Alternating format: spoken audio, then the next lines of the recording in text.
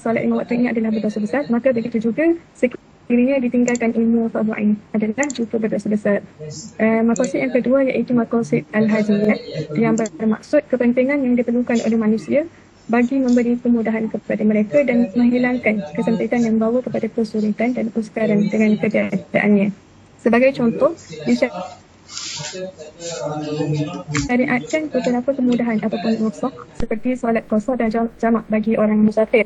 Juga diharuskan tidak berpuasa Ramadan bagi orang yang sakit ataupun musafir dan menunaikan solat dalam keadaan duduk bagi orang yang tidak mampu berdiri dan lain-lain lagi. Begitu juga dalam amalan haji bagi wanita, diberikan beberapa rukhsah kepada mereka sekiranya didatangi haid ataupun istihadah pada ketika itu. Contohnya penerimaan ibadah tawaf ketika dalam fatrah naqah. Meskipun dalam mazhab Syafi'i, amalan ibadah yang dilakukan dalam fatrah naqah ini adalah tidak sah, tetapi ia dikira sebagai sah sekiranya dalam amalan haji. Justeru semua wanita adalah wajib mempelajari ilmu berkaitan darah wanita ini. Bagi jemaah haji wanita pula juga perlu membuat catatan kedatangan haid seperti hari dan masa datang haid, hari dan masa berhenti haid, warna dan sifat darah setiap hari, adat haid dan suci bulan sebelum dan seterusnya lah. Pengetahuan dan pemahaman yang tinggi berkaitan darah wanita ini perlu dititik beratkan supaya setiap ibadah yang dilakukan yang dilakukan diyakini sah dan tidaklah mengambil suatu ilmu itu secara bertaklid semata-mata. Itulah sahaja pembincangan daripada saya. Sekian. Wabillahi taufiq wal hidayah. Assalamualaikum warahmatullahi wabarakatuh. Waalaikumsalam warahmatullahi wabarakatuh. Terima kasih kepada saudari Naimah Farhana binti Zulkarnain atas pembentangan sebentar tadi. Sebelum tu saya nak tanya, Naimah ada kekangan internet ke kat sana? Sebab kadang-kadang agak apa orang kata line tak clear. Tak adalah agak line tak clear tapi okey je. Setakat ni okey. Okey. Tak apa. Okey. Okay, kita terus kepada sesi soal jawab. Pada sesiapa yang ada pertanyaan ataupun persoalan yang timbul, boleh tanyakan kepada saudari Farhana. Sesiapa?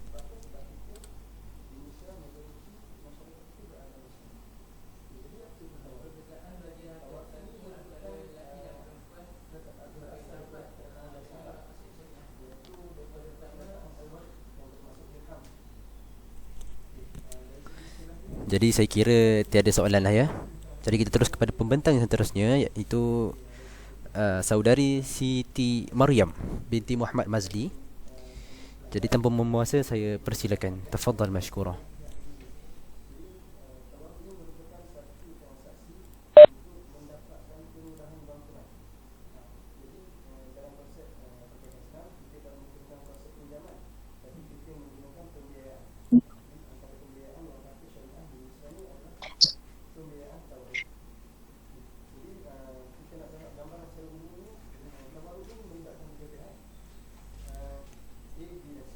Okay, bismillahirrahmanirrahim. Boleh dengar tak? Okay. Bismillahirrahmanirrahim. Assalamualaikum warahmatullahi wabarakatuh. Alhamdulillahirabbil alamin wassalatu wassalamu ala asyrafil anbiya'i wal mursalin wa ala alihi washabihi ajmain. Pertama, saya ingin memperkenalkan diri. Nama diberi Siti Maryam binti Muhammad Mazli, merupakan pelajar ijazah sarjana muda pengajian Islam Syariah Universiti Sultan Zainal Abidin. Hari ini saya akan membentangkan artikel yang bertajuk Komponen Hikmah dan Maqasid dalam Kurikulum Kafah. Okay, pertama, pengenalan. Kita masuk kepada pengenalan. Yang pertama, kelas Al-Quran dan Fardu Ain, yakni Kafah. Kejap, boleh tak kejap?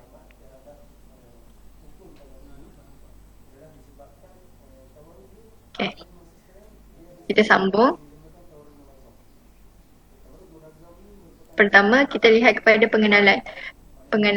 Yang pertama, kelas Al-Quran dan Fardu Ain Kafah adalah satu program berkonsepkan pengukuhan asas pendidikan Islam bagi kanak-kanak berumur dari 7 tahun hingga 12 tahun.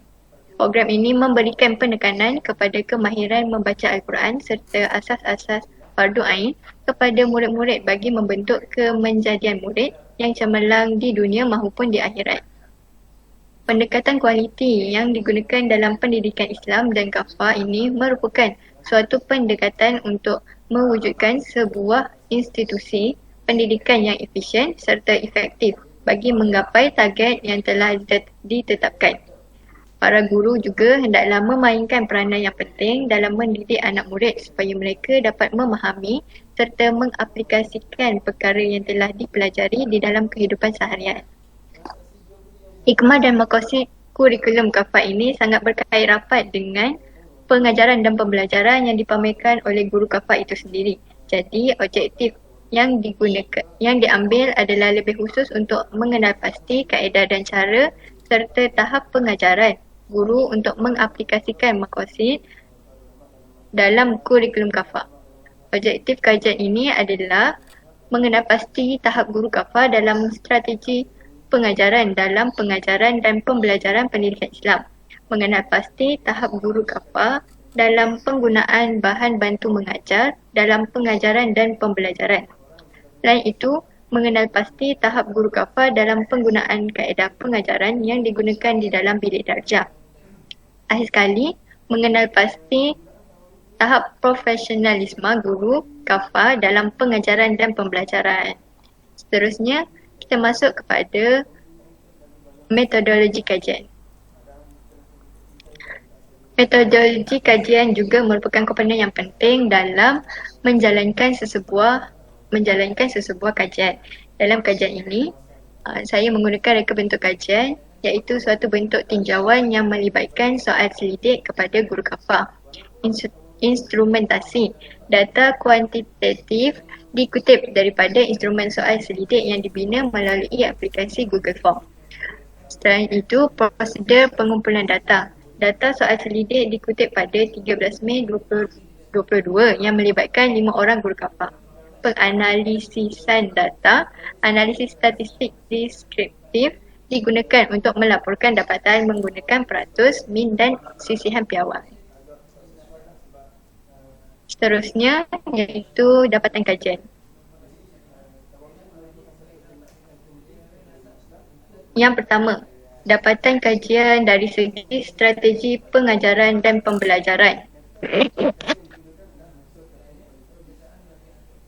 Guru paling banyak tertumpu kepada menimbulkan soalan untuk menggalakkan pelajar berfikir, diikuti dengan menjawab soalan-soalan berkaitan dengan isi pelajaran yang diajar, kemudian dengan mempelbagaikan cara mengajar sesuai dengan isi pelajaran yang diajar. Terdapat juga yang lain-lain seperti mengadakan pengajaran di luar bilik darjah dan menggunakan lembaran kerja, tetapi ini hanya mendapat skor yang rendah. Yang kedua, dari segi bahan bantu mengajar. Guru paling banyak menggunakan aplikasi YouTube, PowerPoint iaitu menggunakan komputer dan juga buku teks. Terdapat juga bahan bantu mengajar yang lain seperti menggunakan kitab-kitab atau video maupun manilakan, tetapi ini hanya mendapat skor yang rendah. Seterusnya yang ketiga iaitu dari segi kaedah pengajaran. Kaedah pengajaran yang digunakan oleh guru lebih tertumpu kepada berkumpulan atau halaqah, seterusnya melalui perbincangan dan diikuti dengan soal jawab. Selain itu, kaedah seperti bengkel, tugasan atau kuis juga digunakan dengan kadar yang minimal. Akhir sekali, dari segi profesionalisme guru. Para guru banyak memberi latihan yang cukup di dalam bilik darjah. Guru juga lebih cenderung untuk menyoal mereka secara lisan berkaitan dengan tajuk pelajaran yang akan dibincangkan. Diikuti juga dengan menggunakan keputusan pelajar untuk membimbing mereka dalam pembelajaran. Guru juga mempunyai profesionalisme seperti memberi kerja rumah dan memberi kelas serta kerja tambahan kepada mereka dalam kadar yang rendah. kita masuk sikit kepada perbincangan. Berdasarkan dapatan kajian, guru dan murid hendaklah dilibatkan secara aktif dalam proses pengajaran dan pembelajaran. Walaupun pelaksanaan amalan pengajaran bagi guru kafah pada tahap yang memuaskan, namun masih memerlukan kepada penambahbaikan serta peningkatan dari semasa ke semasa. Selain itu, pengajaran guru juga perlu dirancang agar dapat memberi kesan yang lebih mendalam kepada para pelajar. Dengan kajian yang telah dilakukan, didapati bahawa para guru haruslah mempelbagaikan lagi cara serta teknik belajar yang baharu seiring dengan dunia digital pada masa kini. Sehubungan dengan itu, amalan pengajaran yang berkesan menurut Brophy dan Good ialah amalan pengajaran yang membolehkan ramai pelajar meningkatkan prestasi secara berterusan. Kesesuaian pengajaran berkait rapat dengan jenis pelajar dan jenis pengajaran guru. Justru, guru kafah seharusnya memilih pendekatan yang bersesuaian dengan para pelajar supaya memudahkan para pelajar untuk memahami sesebuah subjek yang dipelajari. Seterusnya, penutup. Daripada dapatan yang diperolehi, dapat didapati bahawa guru kafah merupakan individu yang penting dalam pembangunan pelajar di sekolah. Selain itu, guru kafah juga perlu meningkatkan peranan dan tanggungjawab masing-masing dalam melaksanakan tugas. Guru kafah bukan sahaja berfokus kepada pendidikan Islam secara umumnya, tetapi mereka juga perlu mengajar mata pelajaran yang lain. Sebelum saya akhiri pembentangan saya ingin merakapkan penghargaan kepada kedua ibu bapa saya yang banyak memberi sokongan sepanjang saya menjalankan kajian ini. Tidak lupa juga setinggi-tinggi ucapan terima kasih diucapkan kepada pensyarah subjek Maqasid Syariah sendiri, iaitu Prof. Madya Dr. Wan Muhammad Yusof bin Wanci atas tunjuk ajar dan memberikan penerangan yang jelas tentang pelaksanaan tugas. Dan selain itu, saya juga ingin merakamkan penghargaan kepada rakan-rakan seperjuangan yang turut membantu dalam proses pelaksanaan tugasan ini. Diharapkan agar tugasan ini dapat memberi sedikit sebanyak pencerahan yang lebih meluas kepada para pendengar melalui huraian yang telah dikemukakan. Sekian, wabillahi taufiq wa hidayah. Wassalamualaikum warahmatullahi wabarakatuh.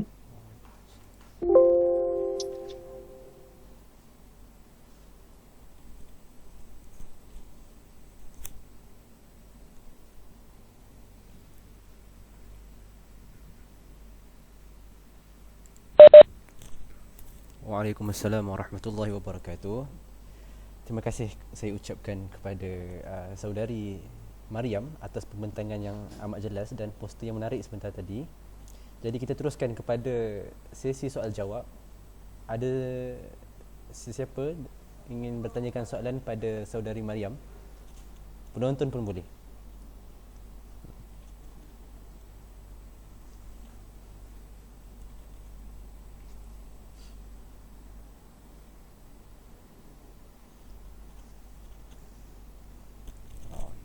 Jadi semua senyap tu saya kira tak ada lah tu.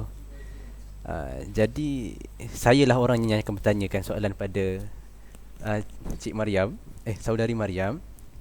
Okay, soalan dia berbunyi pada pendapat lah, bukan fakta pun. Pendapat, saya nak tanya pendapat je. Saudari Mariam rasa kafah ni untuk zaman sekarang ni menjadi ke? Maksud saya berkesan ke untuk budak-budak yang darjah 1, darjah 2, darjah 3 tu? Berkesan ke? Pendapat lah. Sila boleh jawab. Bismillah. Pendapat saya, kafah sekarang perlu ditekankan juga kerana dekat sekolah, maksudnya dekat sekolah kebangsaan memang akan ada subjek pendidikan Islam, tetapi subjek berikut adalah orang kata asas je. Maksudnya asas sahaja. Kalau dalam kafah ataupun sekolah sekarang adalah sekolah rendah agama rakyat, mereka akan lebih mengajar dengan secara mendalam dan dekat sekolah kafah dan sekolah agama raya juga. Subjek yang diajarkan adalah lebih banyak, tak merangkumi pendidikan Islam sahaja, ada sirah, tajwid, semua-semua tu lah. Jadi harus di orang kata kena lagi menggiatkan kafah tu pada zaman sekarang. Terima kasih. Okey, terima kasih kepada atas jawapan yang telah diberikan oleh saudari Mariam. Saya kira cukup jelaslah jawapan tu dan saya rasa pun saya bersetuju dengan jawapan yang diberikan. Baik, terima kasih banyak-banyak. Jadi seterusnya saya meneruskan lagi. Kita punya sidang selari kita pada hari ini dengan pembentangan daripada saudara Zulhilmi bin Muhammad. Tafadhal mashkuran, silakan.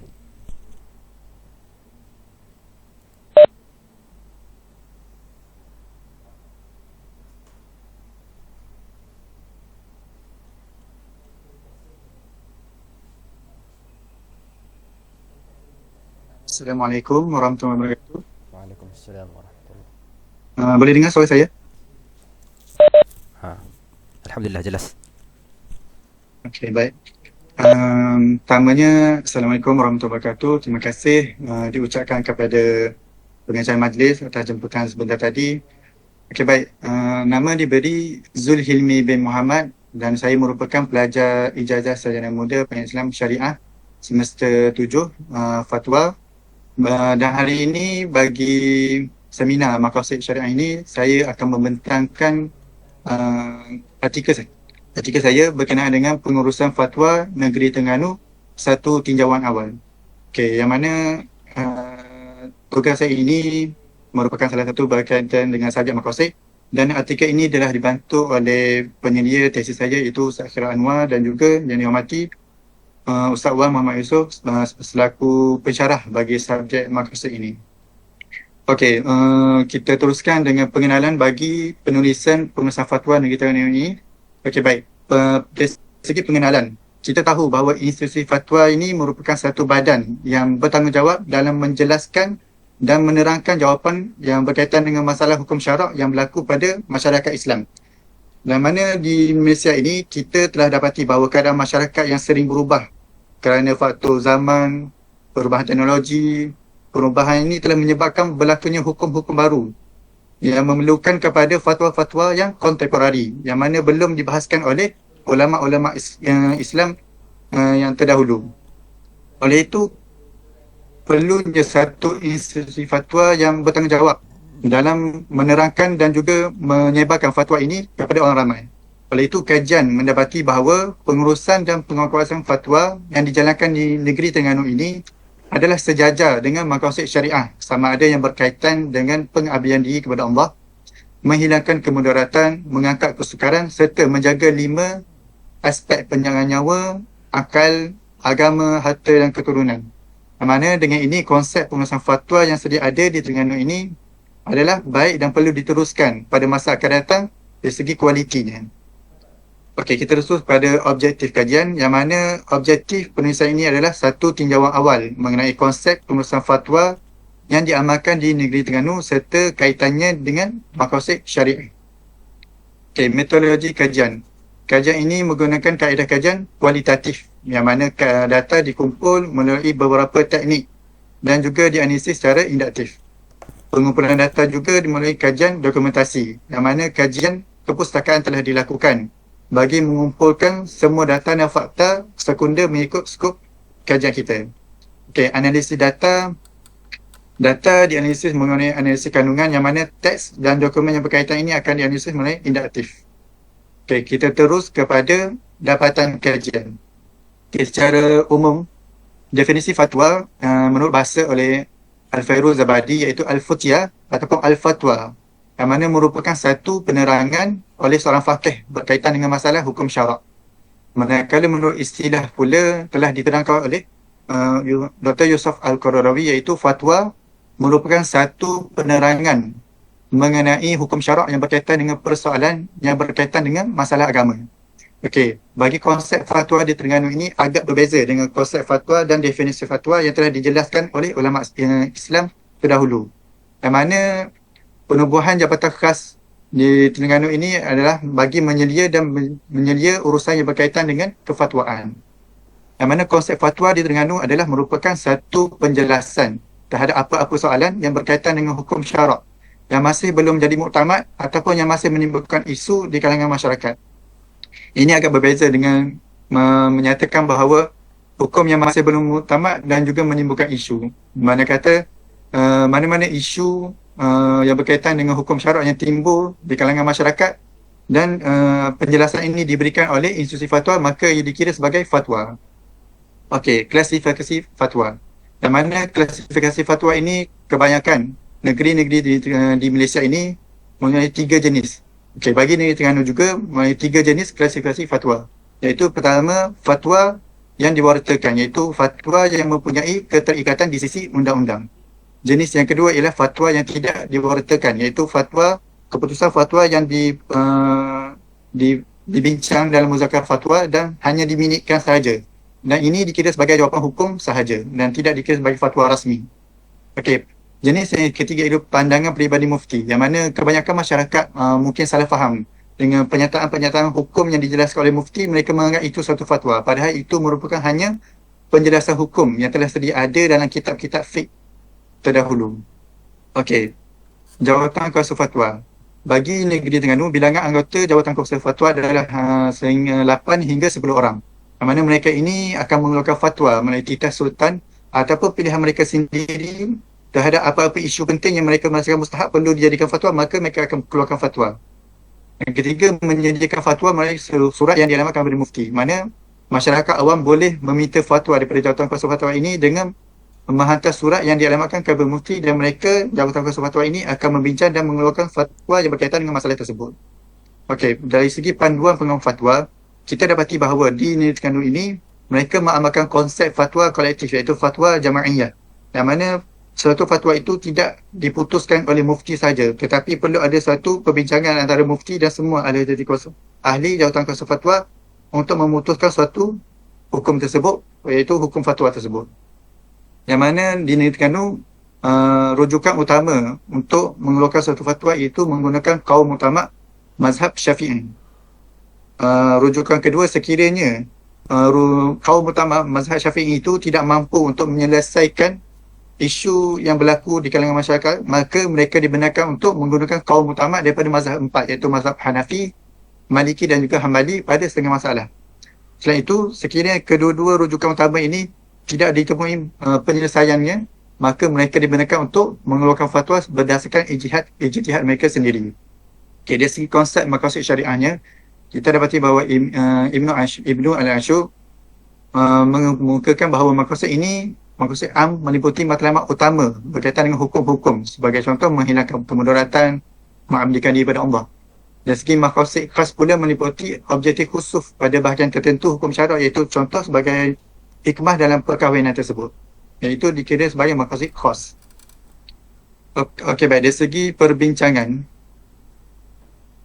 kita dapati bahawa suatu fatwa suatu fatwa yang dikeluarkan oleh negeri Terengganu ini hendaklah menepati maqasid syariah yang selari dengan Al-Quran, Sunnah dan ijma' ulama'.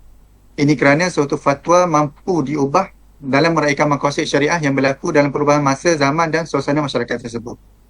Sebagai contoh, kita dapati bahawa penguatkuasaan fatwa ini dapat menyekat penyebaran ajaran sesat yang bertentangan dengan ajaran Islam.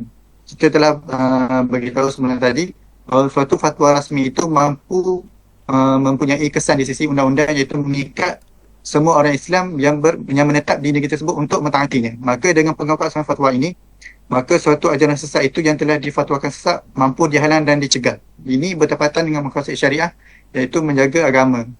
Selain itu, fatwa, sebagai contoh fatwa status anak tak sah taraf adalah bagi untuk menjamin kesucian nasab serta ketulusan dalam pembagian harta pusaka. Ini juga bertepatan dengan konsep maqasid syariah, iaitu menjaga harta, menjaga keturunan. Okey, dari segi kesimpulan, dapati bahawa pengurusan fatwa yang dijalankan oleh negeri Terengganu menepati dengan konsep maqasid syariah yang menitikkan beratkan maslahah umat berdasarkan nas-nas syarak dari Al-Quran, Sunnah, Ijma' serta pandangan-pandangan muktamad di sisi mazhab 4. Yang mana pengeluaran fatwa ini tidak mengetepikan batas yang telah ditetapkan oleh syarak serta meraihkan masalah duniawi dan juga ukhrawi.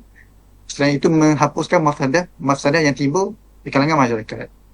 Okey, rujukan utama dari segi penulisan ini iaitu saya merujuk Enakman Pentadbiran Hal Ehwal Agama Islam Terengganu Enakman 2 tahun 2001 Seksyen 7 10 46 hingga 54. Selain itu saya juga merujuk penulisan oleh Hasan Kasan iaitu prosedur mengeluarkan dan menguatkuasakan fatwa di Semenanjung Malaysia dalam jurnal undang-undang dan masyarakat.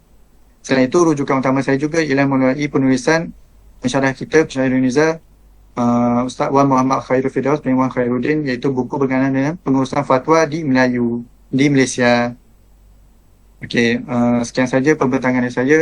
Wallahu a'lam. Assalamualaikum warahmatullahi wabarakatuh. Waalaikumsalam warahmatullahi wabarakatuh. Terima kasih kepada saudara Zulhilmi bin Muhammad atas pembentangan sebentar tadi. Suka ceritanya saya maklumkan ini adalah merupakan tajuk yang menarik untuk kita dengari sebab kita pun ambil syariah lagi-lagi dalam aliran fatwa. Jadi ini amat pentinglah untuk pengetahuan kita, terutamanya yang berada di Terengganu lah. Jadi kita terus kepada sesi soal jawab. Sesiapa ada pertanyaan untuk saudara Zulhilmi?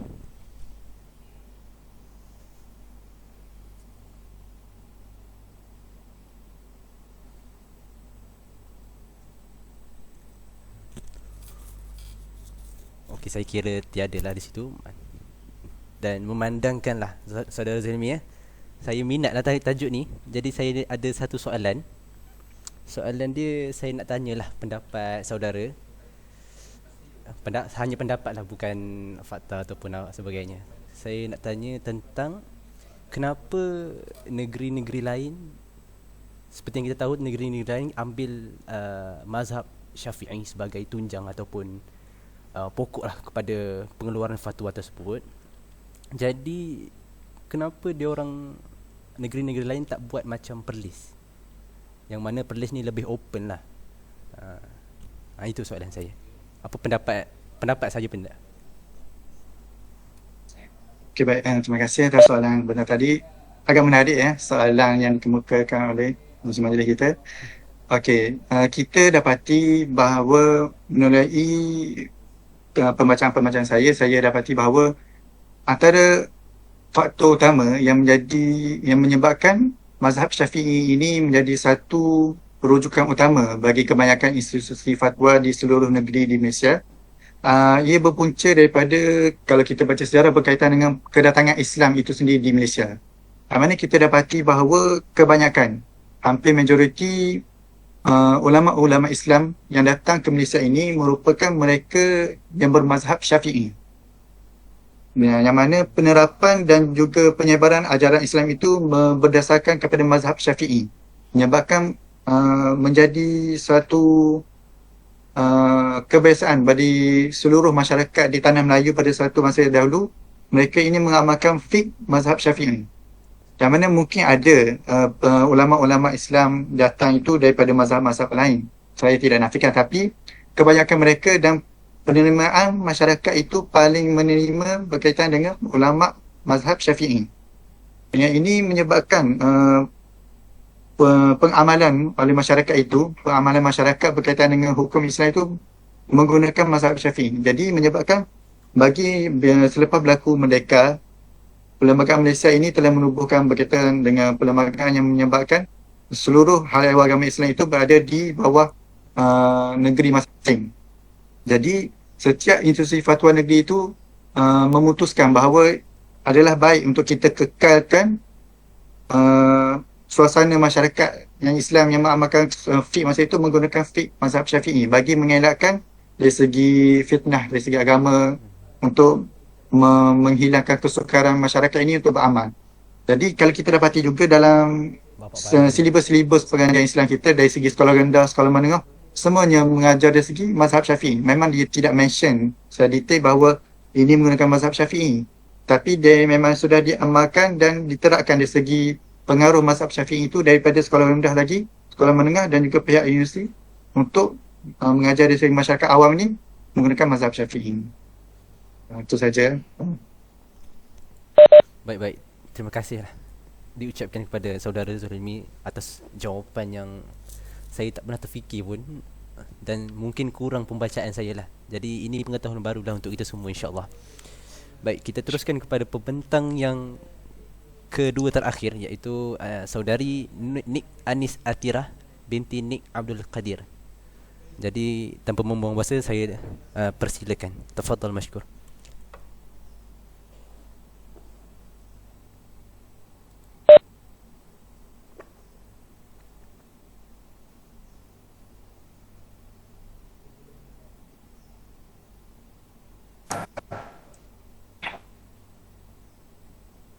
Bismillahirrahmanirrahim. Assalamualaikum warahmatullahi wabarakatuh. Saya Nik Anis Atirah binti Nik Abdul Qadir.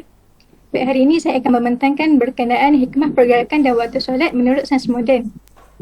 Seperti mana yang umat Islam sedia maklum, solat adalah salah satu ibadah Padu. yang terbaik. Solat juga telah lama disyariatkan, iaitu pada malam Rasulullah SAW Isra' ke Baitul Maqdis dan Mikraj pula ke langit. Allah telah memfardukan 5 waktu solat sahaja, yang mana pada mulanya adalah 50 waktu. Penulisan ini bertujuan untuk mengetahui hikmah pergerakan solat dan waktu solat menurut saintifik. Metod penulisan ini adalah kualitatif yang melibatkan kajian kepustakaan. Kemudian ia dianalisis secara induktif. Hasil kajian mendapati bahawa setiap pergerakan solat yang dilakukan ada kebaikan untuk kesihatan tubuh pada manusia. Seperti contohnya iktidal yang membantu melegakan pernafasan. Kemudian waktu asar yang berupaya mencegah penyakit yang disebabkan oleh hormon kortisol dan adrenalin. Ini menunjukkan Saudara Nik Anis, boleh tukarkan kepada slideshow tak? PowerPoint tu sebab kecil.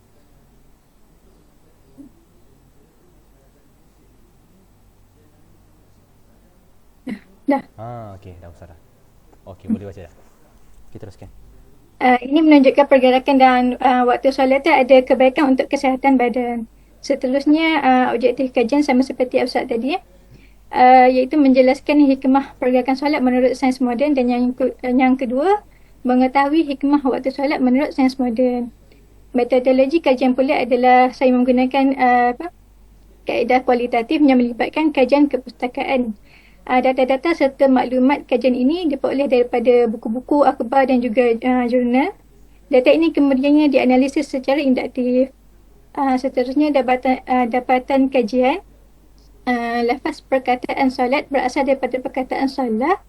Jamak bagi perkataan solat adalah solawat. Dalam konteks Melayu, solat lebih dikenali sebagai perbuatan sembahyang. Menurut dalam kitab Bughayatul Tulab dan Mukhtasar Sahih Tirmizi, mengatakan solat dari segi bahasa adalah doa, dari segi syarak pula adalah beberapa perkataan dan perbuatan yang tertentu yang dimulai dengan takbir dan disudahi dengan salam. Jadi saya dapat simpulkan simpulkan definisi solat dari segi bahasa adalah doa yang baik, dan syarak pula adalah beberapa perkataan dan beberapa perbuatan yang tertentu yang dimulai dengan takbir dan disudahi dengan memberi salam. Seterusnya, pergerakan rukuk ada kelebihannya, beberapa hikmah dia. Kebaikan ini hanya diperoleh pada mereka yang melakukan postur rukuk dengan betul, iaitu rukuk 90 darjah. Dengan melakukan rukuk dengan betul, ia boleh melegakan sakit pinggang, sakit lutut, buku lali dan juga jari kaki. Jika tidak dilakukan dengan betul, ia boleh menyebabkan jantung terganggu dan kolesterol badan juga meningkat. Seterusnya, sujud. Seorang Muslim perlu sujud di atas 7 anggota, iaitu dahi, kedua-dua belah tangan, kedua-dua belah lutut dan bahagian hujung tapak kaki. Dengan melakukan sujud yang sempurna juga dapat melegakan sakit pinggang, pergelangan tangan, lutut serta dapat mengelak daripada penyakit flat foot, iaitu kaki rata. Seterusnya, hikmah waktu subuh. Hikmah waktu subuh adalah waktu subuh sebelum matahari terbit yang merupakan sebaik-baik waktu untuk menjaga kesihatan. Pada waktu subuh ni, alam semula jadi akan berada pada cahaya berwarna biru muda yang mana sesuai dengan kelenjar thyroid. Dalam ilmu fisiologi, kelenjar thyroid mempengaruhi sistem metabolisme badan manusia. Warna biru muda juga ada rahsia tersendiri yang berkaitan dengan rezeki dan cara berkomunikasi. Islam juga melarang tidur setelah subuh kerana ia juga dikaitkan dengan rezeki. Seterusnya, untuk hikmah waktu zuhur adalah ia berkaitan dengan sistem penghadaman dan keceriaan seseorang. Pada waktu ini, alam semula jadi berubah pada warna kuning yang mempengaruhi sistem penghadaman manusia secara keseluruhan. Warna kuning juga mempunyai rahsia yang berkaitan keceriaan seseorang. Kemudian, bagi mereka yang ingin mempunyai fikiran yang cerdas, tajam serta peka, kita disarankan mengurangkan makan pada waktu ini. Puasa sunat Isnin dan Khamis juga sangat dianjurkan bagi mengurangkan bebanan kerja sistem pencernaan. Seterusnya, perbincangan berkaitan hifz adin dengan solat. Setiap manusia terdiri dari dua unsur, iaitu jasmani dan juga rohani. Jasmani ni adalah fizikal, manakala rohani pula adalah roh yang ditiupkan Allah Subhanahu Wa Taala ke dalam tubuh badan manusia. Makanan kedua unsur ini juga berbeza. Jasmani memerlukan makanan jenis tumbuhan dan haiwan, manakala rohani pula memerlukan suatu ibadah dan hubungan secara langsung dengan Allah Subhanahu Wa Taala. Jelaslah bahawa solat adalah salah satu makanan rohani. Solat adalah lambang keagamaan yang tertinggi dan agung daripada ibadah lain. Dengan memelihara agama melalui solat, pasti juga rohani kita juga akan terisi. Seterusnya, saya rumuskan, setiap umat Islam mestilah ada usaha untuk mempelajari bagaimana kaedah solat yang dituntut oleh Rasulullah SAW supaya ia diterima dengan baik. Dengan mempelajari tata cara solat yang sempurna, pasti kita akan dapat merasai manfaat kepada kesihatan badan kita. Seterusnya, dengan penyelidikan sebegini, kita dapat tahu dan buktikan setiap apa yang disyariatkan Allah bukanlah suatu yang sia-sia. Semuanya mempunyai manfaat untuk kelangsungan kehidupan seorang manusia. Kemudian, kita dapat mengetahui realiti kehidupan kini yang hampir 80% rakyat negara ini masih tidak cukup solat 5 waktu. Dan masih ada juga segelintir pelajar sekolah rendah masih tidak tahu membaca surah Al-Fatihah. Seterusnya, sebelum saya mengakhiri pembentangan ini, saya ucapkan setinggi-tinggi penghargaan kepada Prof.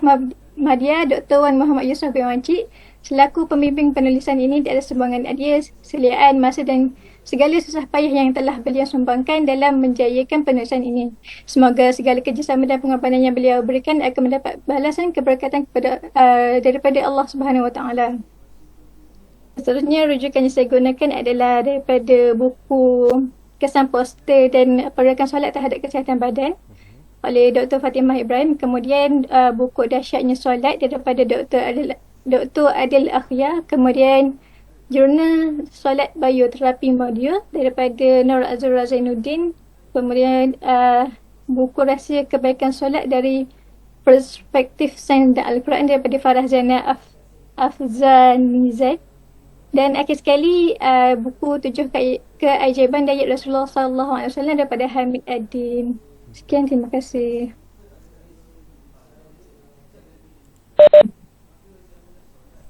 Baik, terima kasih diucapkan kepada saudari Nik Anis Atira atas pembentangan yang tajuk dan agak menarik lah, saya boleh katakan, sebab ia berkaitan dengan waktu solat yang jarang orang ambil ibadat ni sebagai tajuk lah. Setakat ni lah apa yang saya nampak. Baik, kita teruskan kepada sesi soal jawab. Sebelum kita pertanyaan terakhir, ada soalan daripada para penonton luar ataupun yang sedia ada?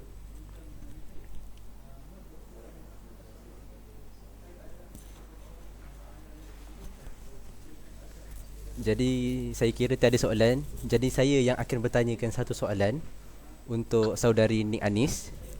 Tapi soalan ni sama juga dalam bentuk pendapat. Jadi saudara rasa kenapa orang sekarang ni susah sangat nak semayang, susah sangat nak solat, tapi sedangkan kita dah ataupun sekarang zaman moden dah jelas bahawa dah tunjuk dah kebaikan daripada solat, daripada jasmani, daripada rohani dan sebagainya. Kenapa orang sekarang ni masih tinggal solat 80% mengikut kajian kan? Kenapa orang macam tu? Itu soalan saya. Saya hanya tanya pendapat, bukan fakta dan sebagainya. Silakan. Pada pendapat saya kurangnya kalau kurangnya iklan yang berkenaan hikmah pergerakan solat secara saintifik di media sosial. Seperti mana kita tahu, anak-anak muda zaman sekarang lebih suka bermain melayari media sosial lah. Itu je. Itu je. Ya Rabbi.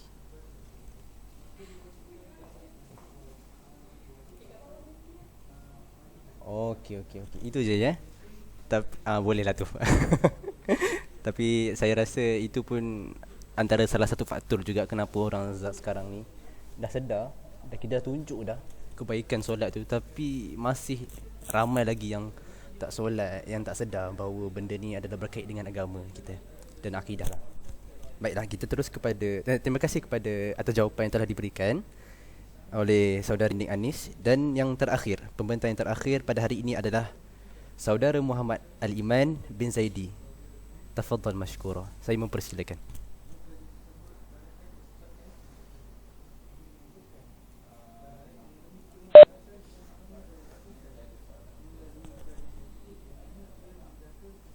Bismillahirrahmanirrahim.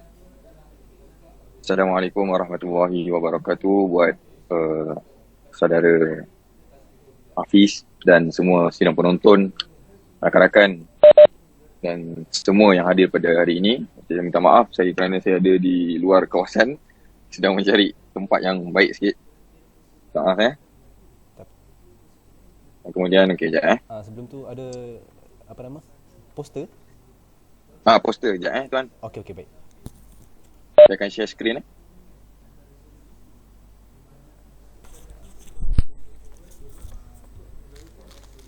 Okey.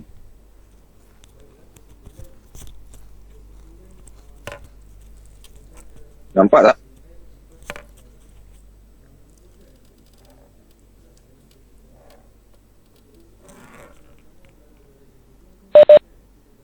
Nampak. Yo, Assalamualaikum.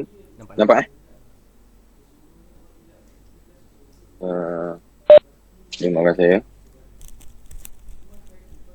Nampak? Yo. Okey, nampak jelas. Jelas. Bismillahirrahmanirrahim.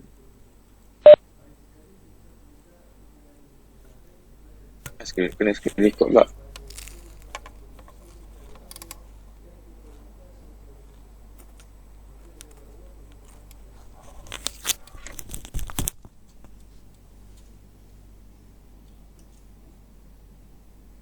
Bismillah, okay.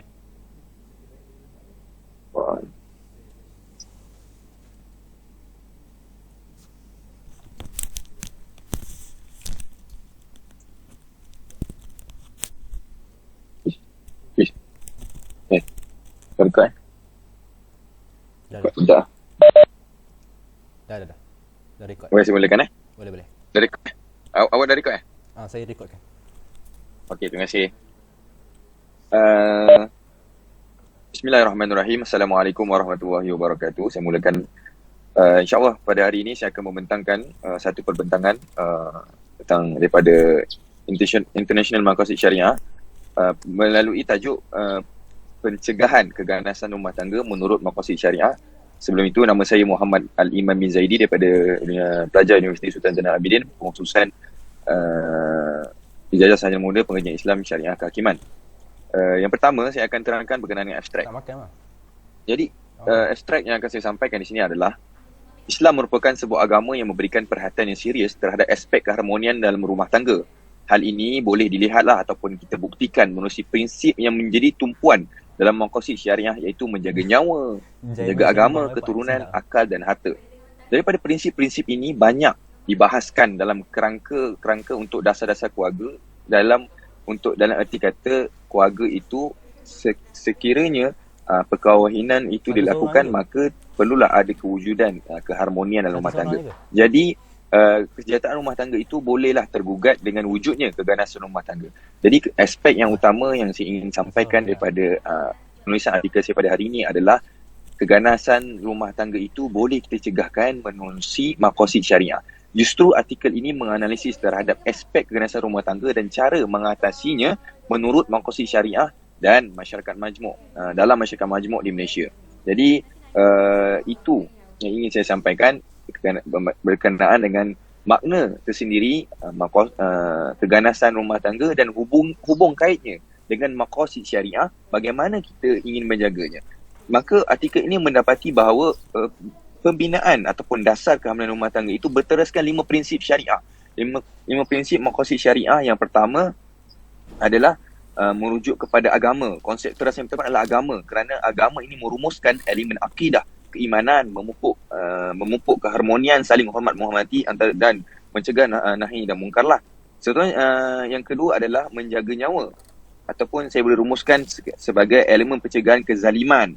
Keganasan rumah tangga ni ada unsur kezaliman, jadi maqasid syariah datang sebagai menjaga nyawa, menjaga daripada kezaliman yang berlaku terhadap diri sendiri ataupun orang lain, dan kita mementingkan kasih sayang. Dan prinsip yang ketiga adalah menjaga akal, kerana akal ini merumuskan pencegahan terhadap perkara yang memudaratkan akal. Kerana apabila kita melakukan keganasan, maka kita akan jadi mental breakdown, mungkin anxiety dan sebagainya.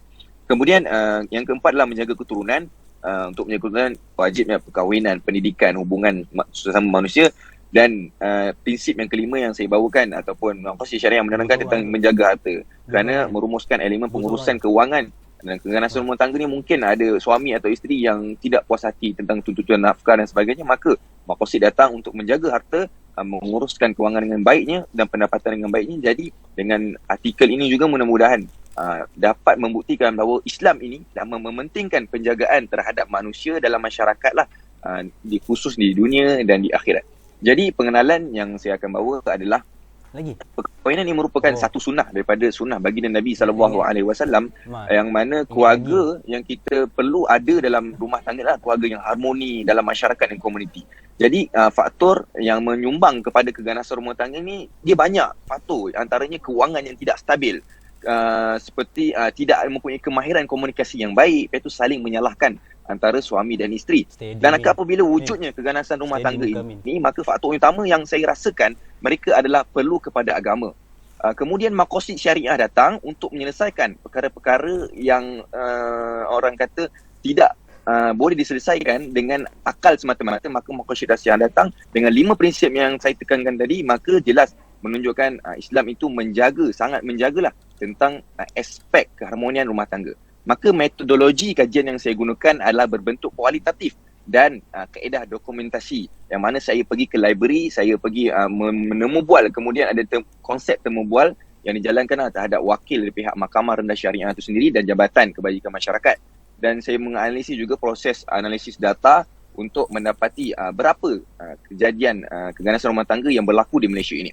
Jadi hasil daripada dapatan kajian saya dapat menemui bahawasanya takrif keganasan rumah tangga ini termasuklah penderaan terhadap suami, bekas suami, isteri, bekas anak, warga emas dan sebagainya.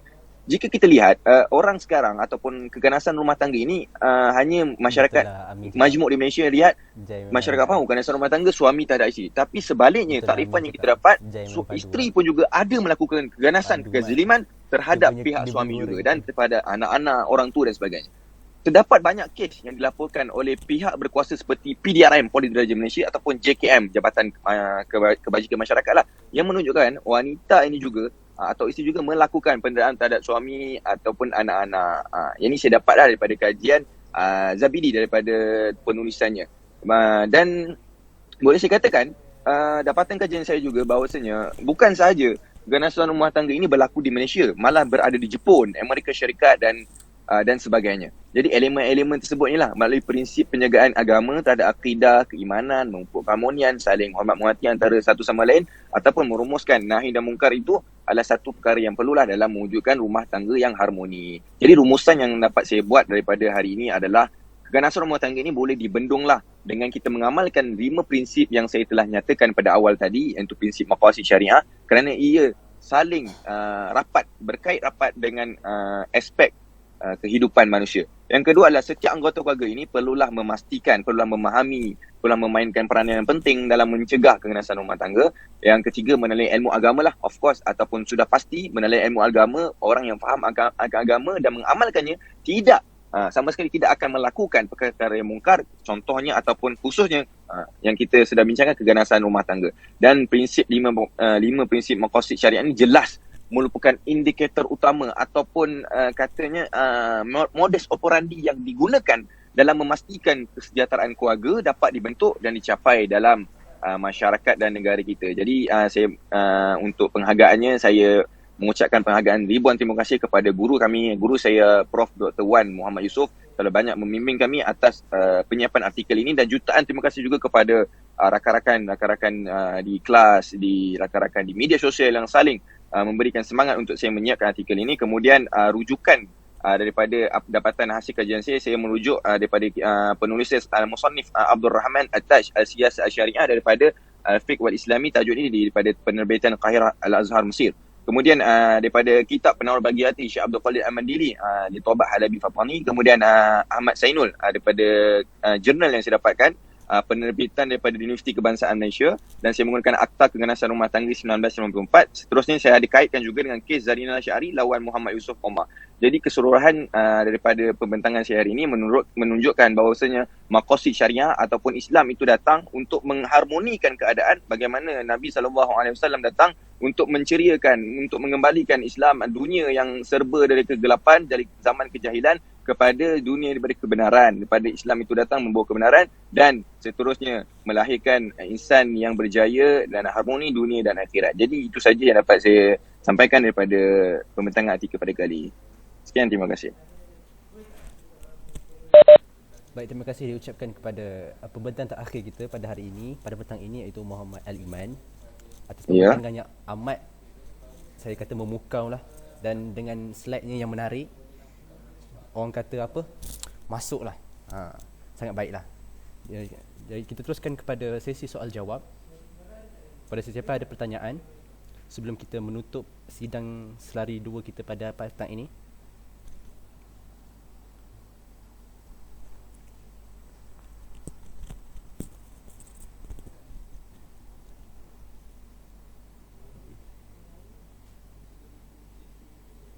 Saya kira tiada lah untuk setakat ini. Jadi Saudara Aliman, boleh saya tanyakan satu soalan untuk saudara? Ya, boleh. Sila tuan. Baik, soalan dia berbunyi, pendapat saudara lah. Jadi kita bercakap tentang pencegahan keganasan apabila berlaku satu perbalahan antara suami dan isteri.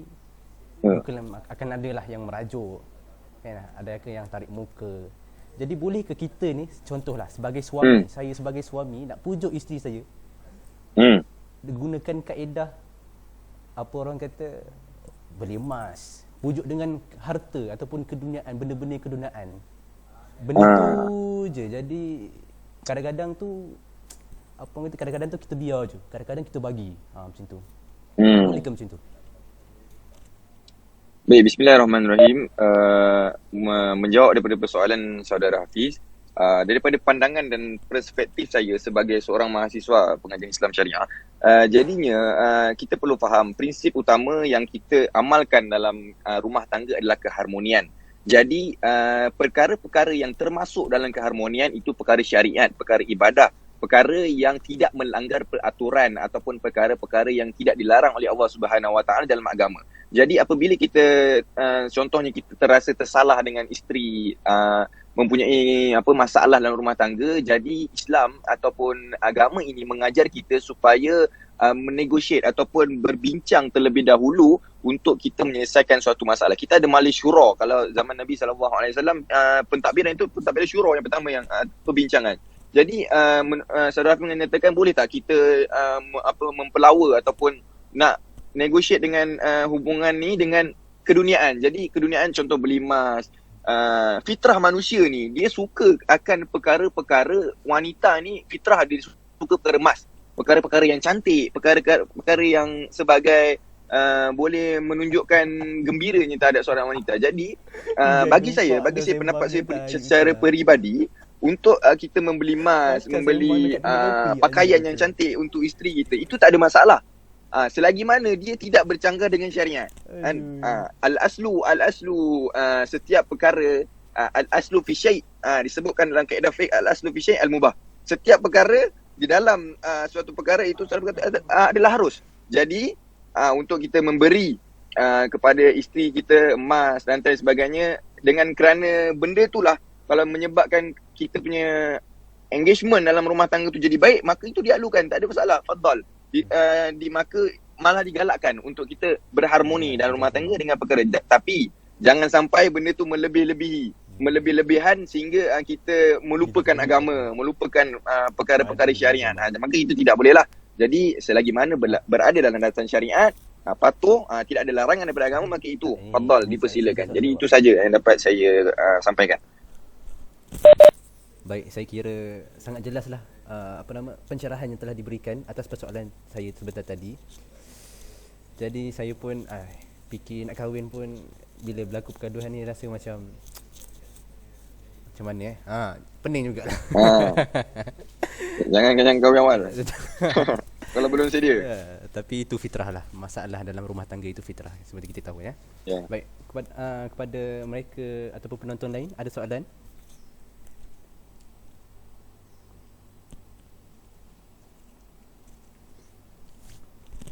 Baik, saya kira tak ada. Jadi akhir kalam, dengan berakhirnya perbincangan kita tadi daripada saudara Iman, maka berakhirlah sidang pada petang ini.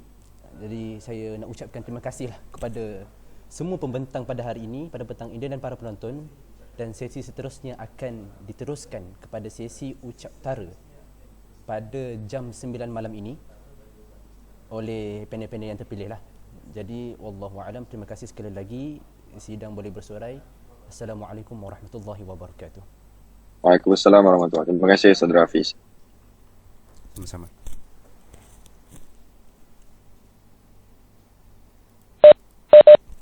Siapa nak live boleh live, siapa nak pergi sidang lain boleh lain. Boleh ya?